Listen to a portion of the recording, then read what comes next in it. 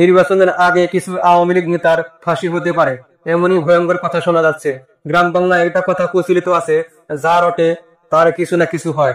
আজকের সোশ্যাল মিডিয়ার যুগে এটা আরো জোরালো ভাবে কাজ করে। অনেক সময় ঘটনা ঘটেই নাই, তবুও আমরা তাকে রটাতে শুরু করি।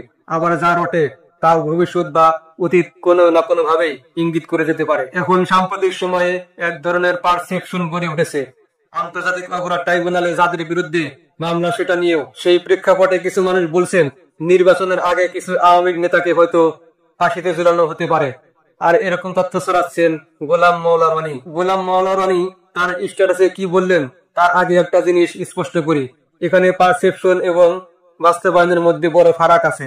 অনেকবার আমরা দেখেছি কোন নির্দিষ্ট ন্যারেটিভ বাজারে এলে পরে সেটার বাস্তবায়ন দেখা যায়, আবার অনেক সময় সেটি কেবল কথাবার্তাই থেকে যায়। গোলাম মওলা রনি বলেছেন নির্বাচনের আগে আওয়ামী লীগের কিছু নেতাকে ফাঁসিতে ঝুলানো হতে পারে।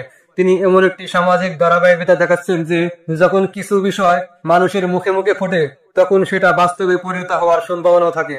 তিনি কখনো কখনো উদাহরণ দিচ্ছেন কিভাবে অতীতে কিছু ন্যারেটিভ বাজারে এলেই তা ঘটেছে বা ঘটার মতো পরিস্থিতি তৈরি করেছে। এখন প্রায় যাদের নাম শোনা যাচ্ছে সালমান এফ রহমান, আনিসুল হক, রাশেদ খান মেনন, হাসানুল হক ইনু, জুনাইদ আহমেদ পলক। কিন্তু প্রশ্ন হলো কেন এদের নাম আসলো?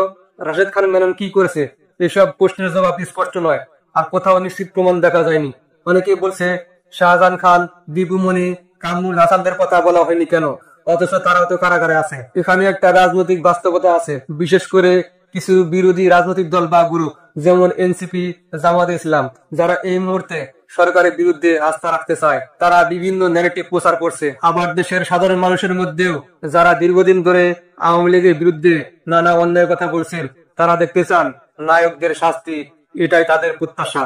কিন্তু প্রশ্নটা আইনগত ও রাজনৈতিক দিক থেকে ভিন্ন। ফাঁসির মতো শাস্তি দিতে হলে কি আইনি প্রক্রিয়া বজায় থাকছে?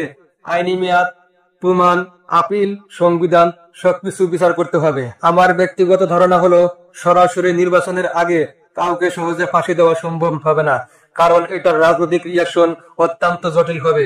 রাজনৈতিক প্রতিক্রিয়া, সামাজিক অস্থিরতা, আন্তর্জাতিক প্রতিক্রিয়া, এসব মাথায় রাখতে হবে। আরেকটি কারণ, এই মুহূর্তে যারা ক্ষমতায় আছেন তাদের মধ্যে বাস্তব রাজনীতিবিদ খুব বেশি নেই। অনেক সিদ্ধান্ত শাসন প্রণালী বিশেষজ্ঞ, প্রশাসনিক স্তর বা সুশাসক নাও হতে পারেন। ফলে বড় সিদ্ধান্ত নেওয়ার আগে তারা রিয়াকশনের কথা বিবেচনা করবেন, যা অনেক সময় সিদ্ধান্তকে প্রভাবিত করে। আরেকটি পয়েন্ট হলো যদি সরকার কঠোর কোনো পদক্ষেপ নেয় তাহলে সেটার রিয়াকশন কেমন হবে, আর রাজনৈতিক দলগুলো কিভাবে প্রতিক্রিয়া দেখাবে, বেসামরিক সমাজ, ব্যবসা প্রতিষ্ঠানগুলোর ক্ষতি হবে কি, এসব মিলিয়ে সিদ্ধান্ত নেওয়া কঠিন। তাই আমি ব্যক্তিগতভাবে মনে করি সরকার সরাসরি নির্বাচনের আগে এমন কঠোর শাস্তি দেওয়ার সম্ভাবনা কম, কিন্তু পুরোপুরি নাকচও করা যায় না, কারণ রাজনীতি অনাকাঙ্ক্ষিত জটিলতা নিয়ে আসে। যাই হোক, এইসব ইস্যুতে সতর্ক হওয়া দরকার, গুজব ও সঠিক তথ্য আলাদা করতে হবে। দর্শক, আপনি কি মনে করেন গোলাম মওলা রনি যে বক্তব্য দিয়েছেন সেটা বাস্তবে সম্ভব? কমেন্টে আপনার মতামত লিখে জানান। ভালো থাকুন, গুজব থেকে দূরে থাকুন। আসসালামু আলাইকুম।